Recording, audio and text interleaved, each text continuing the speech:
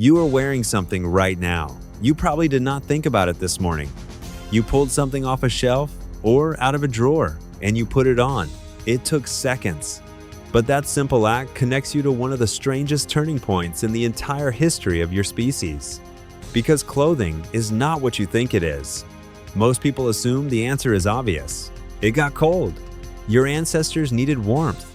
They wrapped themselves in animal skins and survived the winter. Simple, logical, done. But the real answer is far stranger than that. Because when scientists finally found a way to figure out when humans first started wearing clothes, the date they landed on did not line up with the cold. It did not line up with the Ice Age. It lined up with something else entirely, something that changes everything about what clothing actually is and what it says about who you are. Your body, at its most basic level, is designed to be naked. Think about that for a moment. Every other primate on the planet walks around without a stitch of covering. Chimpanzees, gorillas, bonobos, your closest living relatives, none of them wear anything. And they do not need to. Their fur handles temperature regulation, sun protection, and camouflage. Evolution spent millions of years building that system. It works. Your ancestors had it too. Early hominins, the creatures that eventually became you, were covered in body hair just like every other primate. Then, somewhere between 1 and 2 million years ago, that changed. Your lineage began to lose its fur. And the leading theory for why, developed by researcher Nina Jablonski at Penn State University, is that it had everything to do with heat and running.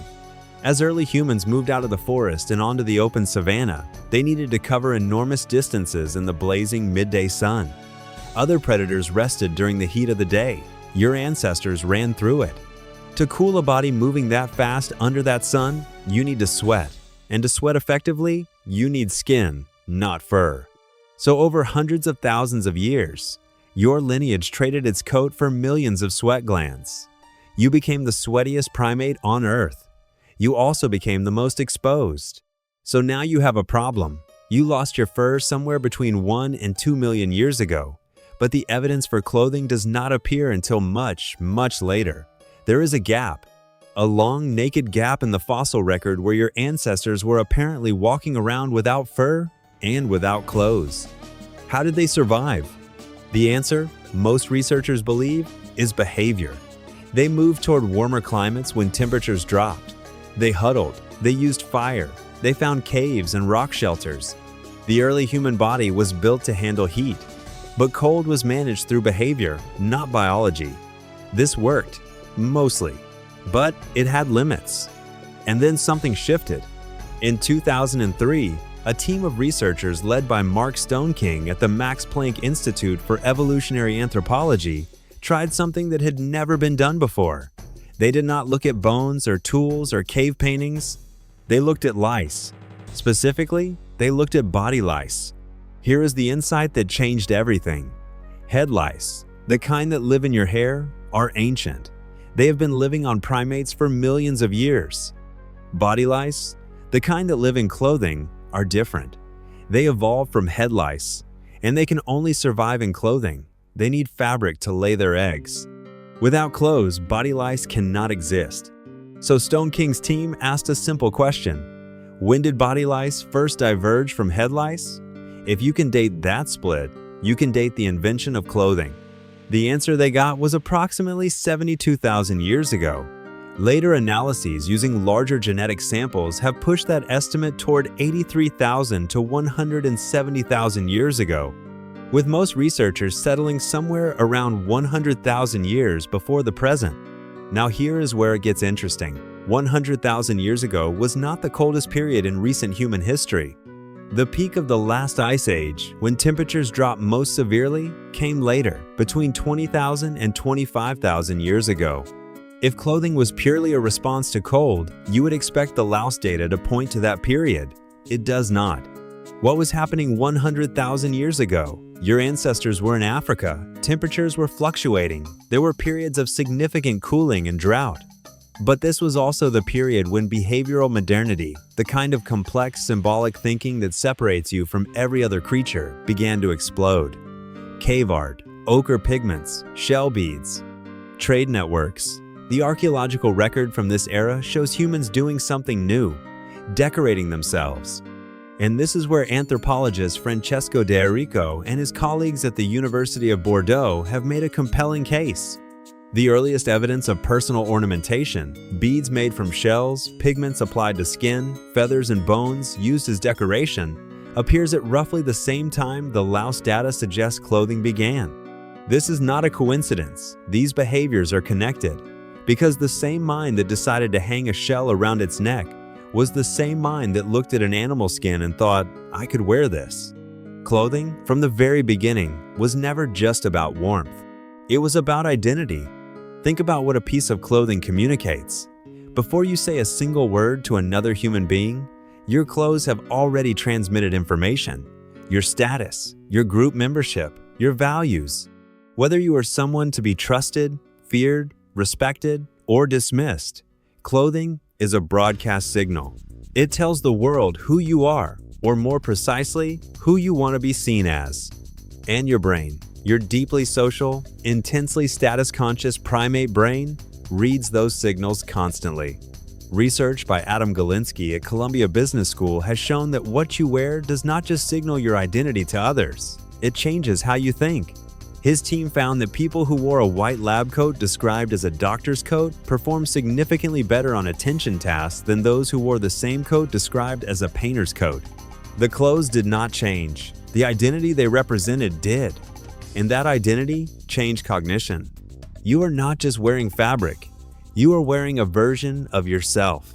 This is ancient. This is primal. And it connects to something even deeper.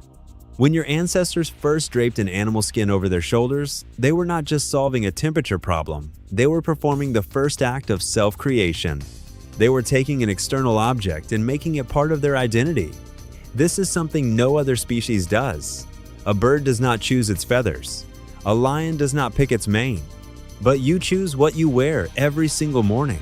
And in doing so, you are participating in a tradition that stretches back at least 100,000 years. That tradition carries weight. Across every human culture ever documented, clothing serves a social function that far exceeds its practical one. In Papua New Guinea, elaborate headdresses communicate clan membership and spiritual power. In the Japanese court of the Heian period, the precise layering of silk robes signaled a person's rank to the millimeter.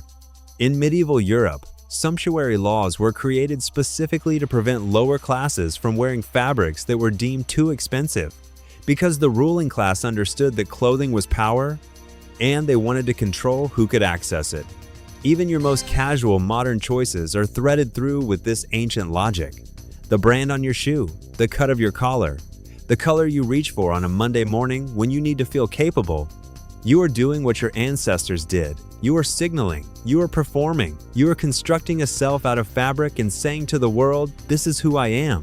And sometimes, you are wrong about who that is. Sometimes you dress for who you want to become. There is a psychological term for this, enclothed cognition. The idea, formalized by Galinsky and his colleague Haho Adam, is that clothing systematically influences the wearer's psychological state by activating the symbolic meaning of the clothes. When you put on a suit, you do not just look more authoritative, you think more carefully. When you put on athletic clothes, you move more, even if you had no plan to exercise. The clothes pull you toward an identity, and the identity shapes the behavior. Your brain does not cleanly separate what it is wearing from what it is doing. It never has, because for 100,000 years, the two have been the same thing. This matters for something you probably do not think about at all. The way you feel on a day when you have nowhere to go, when you spend hours in pajamas or yesterday's outfit, is different from the way you feel when you get dressed with intention. That difference is not trivial. It is not vanity. It is the deep architecture of your social brain responding to a signal it has been reading for 100,000 years. You dress, therefore you are. The lice confirmed it. The beads confirmed it. The anthropological record confirmed it. Clothing was never about keeping you warm. It was about making you legible to your tribe, to your rivals, to yourself. So tomorrow morning, when you stand in front of your closet and reach for something to wear, you are not just solving a practical problem.